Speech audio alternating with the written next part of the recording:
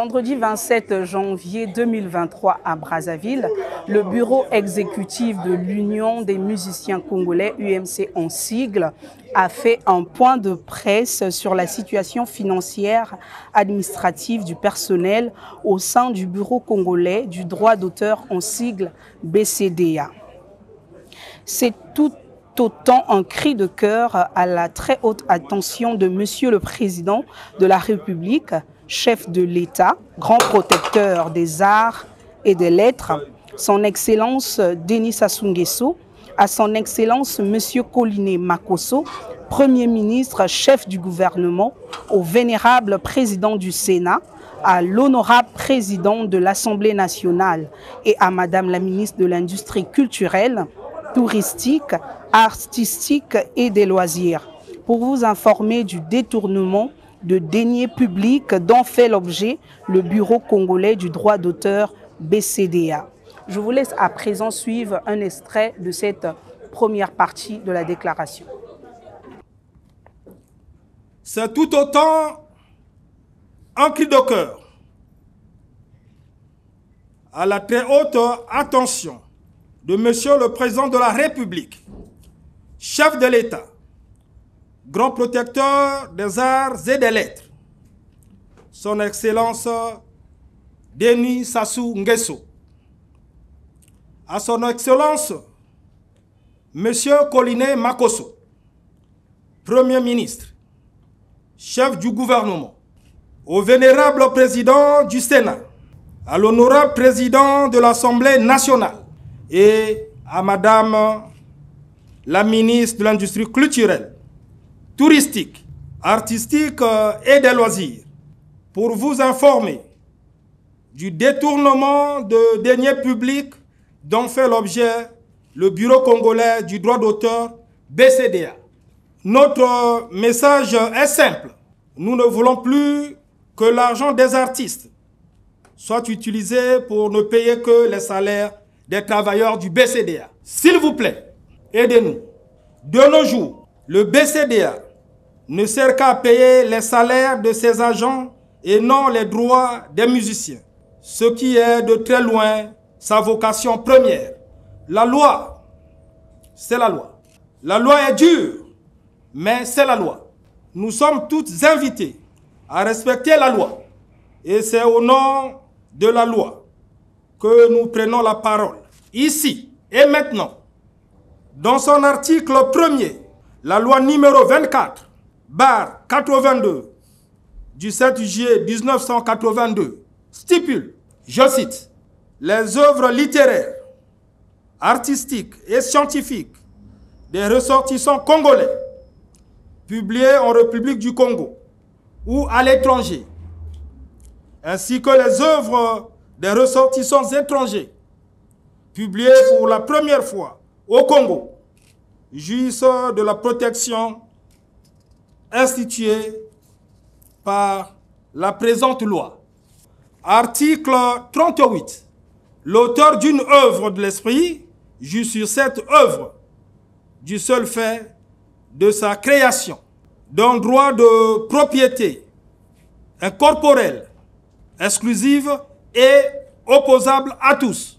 Article 68.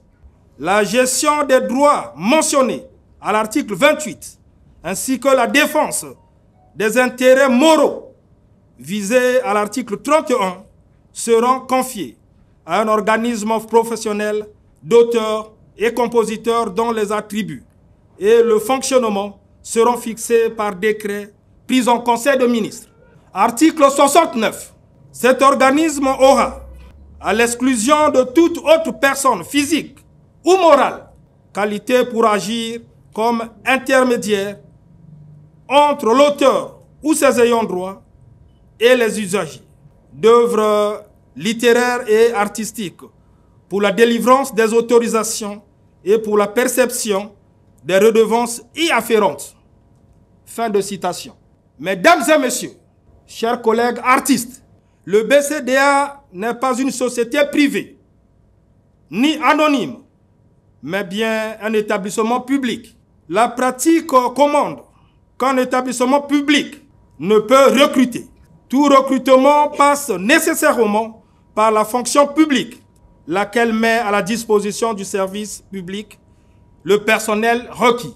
Pourquoi cette logique ne s'applique-t-elle pas au BCDA, qui se permet de recruter des chômeurs et les faire travailler jusqu'à l'âge de la retraite? En effet, le BCDA accuse des graves contre-performances qui vont à l'encontre des prescriptions de la loi numéro 24/82 du 7 juillet 1982 portant droit d'auteur et droits voisins au Congo, y compris les dispositions du décret 86/813 du 11 juin 1986 portant organisation et fonctionnement du BCDA.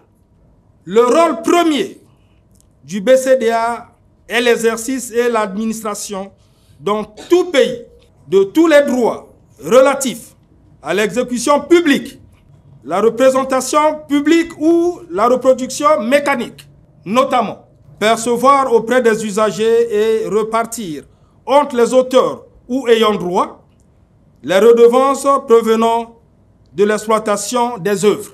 Comment comprendre que pendant 6 mois, le BCDA paye les salaires de ses travailleurs, salaires qui, du reste, sont faramineux, et que pendant 6 mois, ne paye pas les ayants droit eux-mêmes?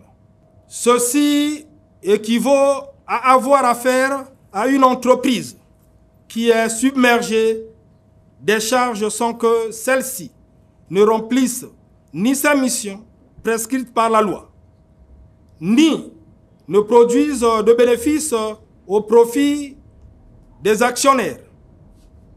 Dans un tel cas de figure, l'entreprise est simplement appelée à fermer. Chers braves artistes musiciens, nous voulons nous acquitter d'un devoir, celui de remercier l'État congolais, qui,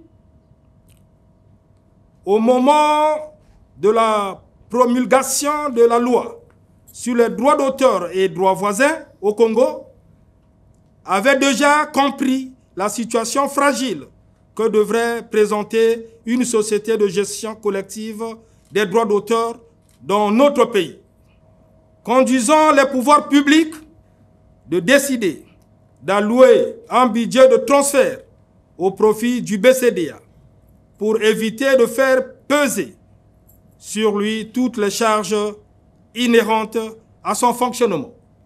En effet, croyez-moi, au BCDA, il y a des salaires de 500 000 francs CFA, voire 700 000 francs CFA par mois payés à certains agents sans que ceux-ci n'obéissent à quelques conventions collectives ou dispositions financières et comptables dûment établies. Nous tenons à remercier l'Union des musiciens congolais d'avoir porté leur choix sur la Congolaise 242 à couvrir cette déclaration. Je suis Sablèche Tima.